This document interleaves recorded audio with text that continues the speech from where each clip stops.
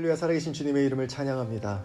우리는 지난 한 주 동안 십자가에 새기는 5발자국이라는 고난주간 묵상 칼럼을 통해서 예수님의 고난의 그 발걸음을 함께 쫓아가며 그 십자가 언덕에 우리의 발걸음을 새기는 그런 귀한 시간들을 보내고 있습니다.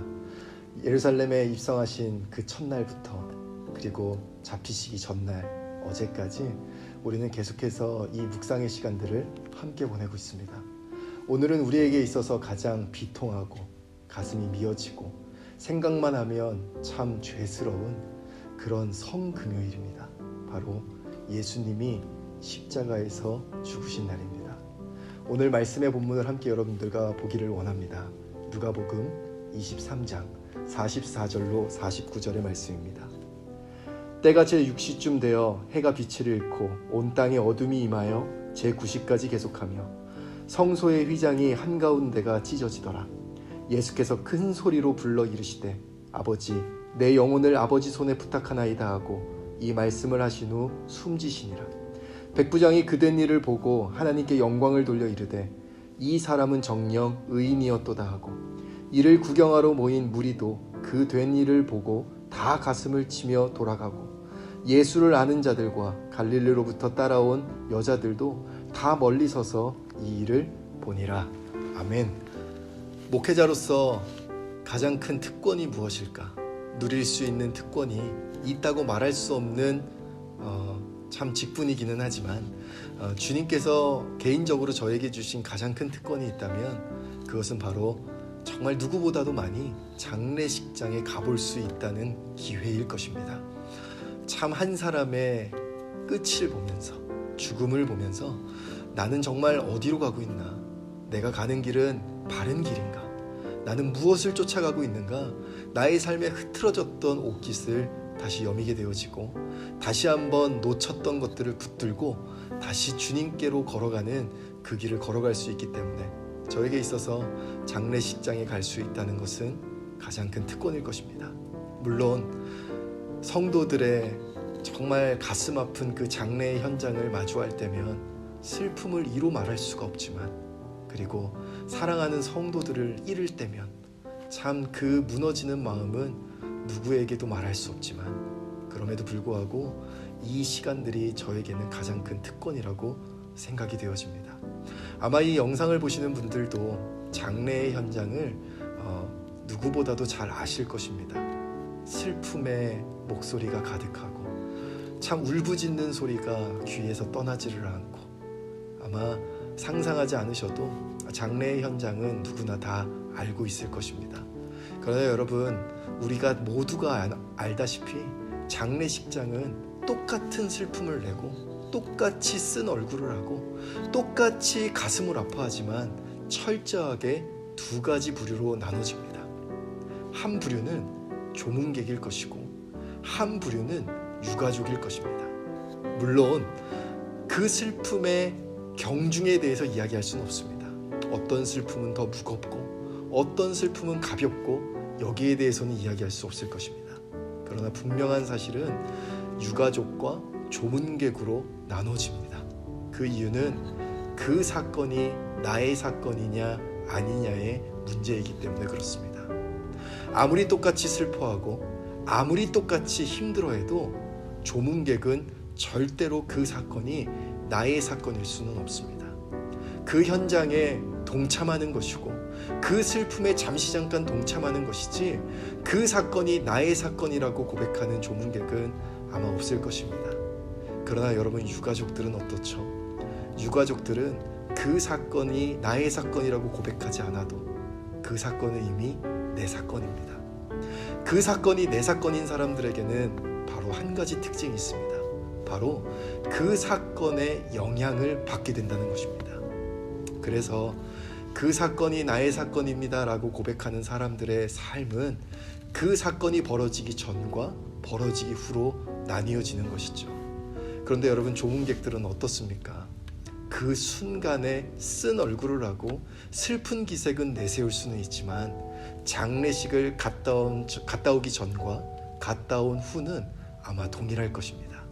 그러나 유가족들은 그 사건이 내 사건이기 때문에 장례 전과 장래 후는 그 장래의 영향으로 인해서 결코 같을 수가 없습니다.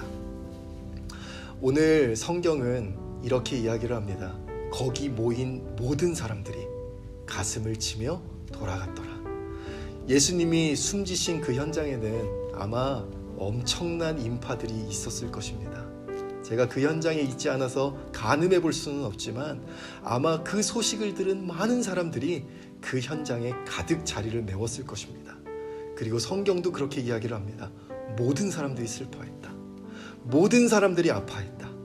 모든 사람들이 가슴을 쳤다. 그러나 저는 분명히 갈라지는 기준이 있을 것입니다. 거기서 모든 사람들이 슬퍼하고 힘들어했다 할지라도, 모든 사람들이 가슴을 쳤다고 이야기할지라도 아마 그 십자가의 사건을 바라보며 저건 바로 나를 위한 십자가야. 저건 바로 나 때문에 벌어진 사건이야. 그 십자가는 바로 내 사건이야 고백하는 사람은 아마 많지 않았을 것입니다. 저는 초등학교 때 처음 하나님을 만났습니다. 물론 교회를 처음 갔던 것은 초등학교 1학년 때 한 전도사님의 전도로 교회를 가게 되었습니다. 하나님께서 은혜를 주신 것인지 잘은 모르겠지만 분명한 사실은 교회를 처음 나갔을 때부터 저는 참 교회가 좋았습니다. 교회에서 하는 모든 행사와 그리고 교회에서 시키는 모든 숙제들과 성경학교의 모든 부분들을 함께 참여하고 그 가운데 있는 것을 굉장히 기뻐했습니다. 그래서 초등학교 때 저의 삶의 루트는 집, 학교, 교회 이 세 가지 외에는 아마 없었을 것 같습니다. 저는 처음 교회를 갔을 때 저에게 한 가지 질문을 하셨던 선생님의 그 질문을 잊지를 못합니다. 저에게 뭐라고 말씀하시냐면, 성혁아, 너 혹시 오늘 죽으면 천국 갈 자신 있니? 라는 그 질문을 초등학교 1학년 그 아이에게 하는 거예요. 여러분, 제가 당장 생각해 본 적도 없는 질문일 뿐만 아니라 죽음이라는 것은 저에게 두려움을 줬습니다. 그래서 저는 선생님에게 이렇게 이야기했습니다. 아니요 선생님, 저는 자신이 없습니다. 그랬더니 이 선생님이 뭐라고 이야기를 하시냐면, 그래? 너 구원의 확신이 없구나? 그러면 지금부터 내가 너에게 이야기하는 것을 따라서 고백할 수 있도록 해. 그래서 저에게 따라서 고백을 시키셨습니다. 그 내용은 우리가 아는 복음의 내용인 것이죠. 하나님이 나를 위해서 이 땅에 예수님을 보내주셨고, 예수님이 나의 죄 때문에 십자가에서 죽으셨고 다시 살아나셨고 하늘에 오르사 다시 이 땅에 오실 그 주님을 나의 주인으로 영접합니다. 이 고백을 따라하게 했습니다. 그래서 저는 힘차는 목소리로 그 고백을 따라했고, 그 고백이 끝난 이후에 선생님은 저를 위해서 기도해 주셨고, 선생님이 저에게 이렇게 이야기하셨습니다. 성혁아, 이제 넌 구원받았어 라고 이야기하셨습니다.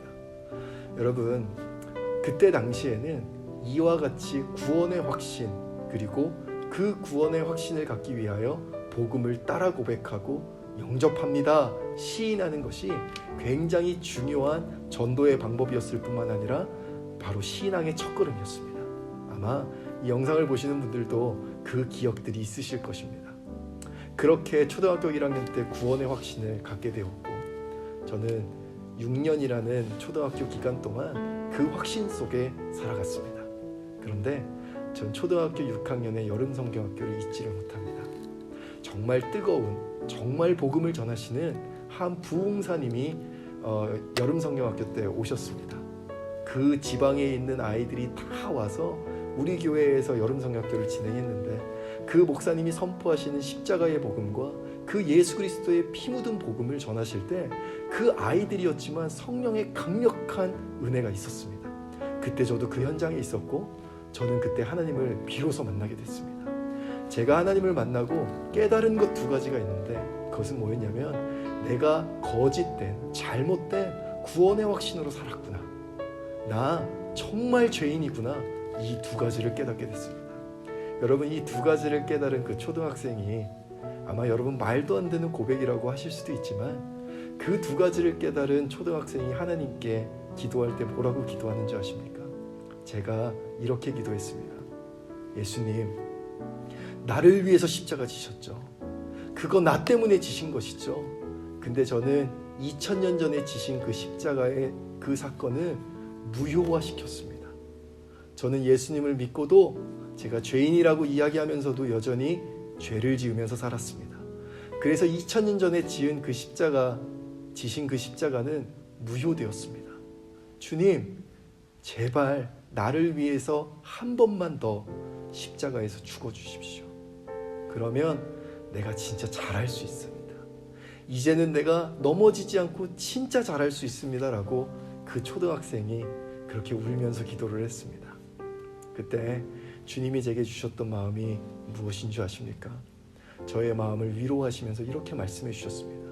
성혁아, 그 십자가는 한 번이면 충분해 라고 말씀해 주셨습니다.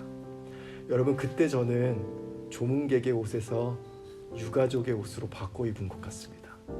교회를 다니면서도 잘못된 구원의 확신 속에 여전히 죄 가운데 그 사건이 나의 사건이라고 고백하면서도 내 삶에는 아무런 영향력도 발휘할 수 없는 그 잘못된 구원의 확신을 가지고 살았던 제가 그 사건이 나의 사건임을 고백하고 나니까 여러분, 힘들고 비틀거리고 넘어지고 연약할지라도 그 십자가 붙드는 것 외에는 나에게 방법이 없다는 것을 깨달았습니다.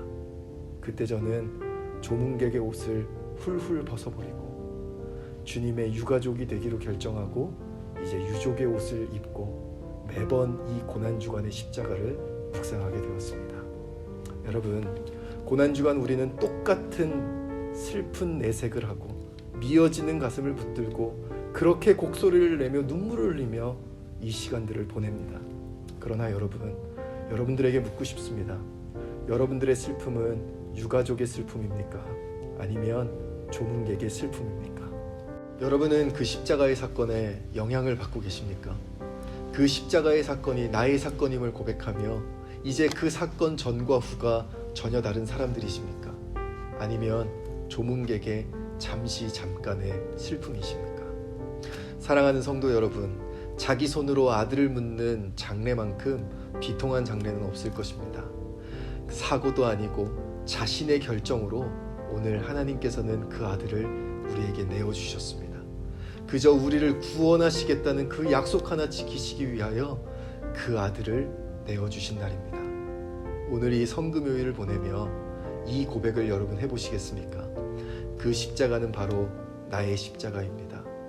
이제는 내가 사는 것이 아니라 내 안에 그리스도께서 사시는 것입니다.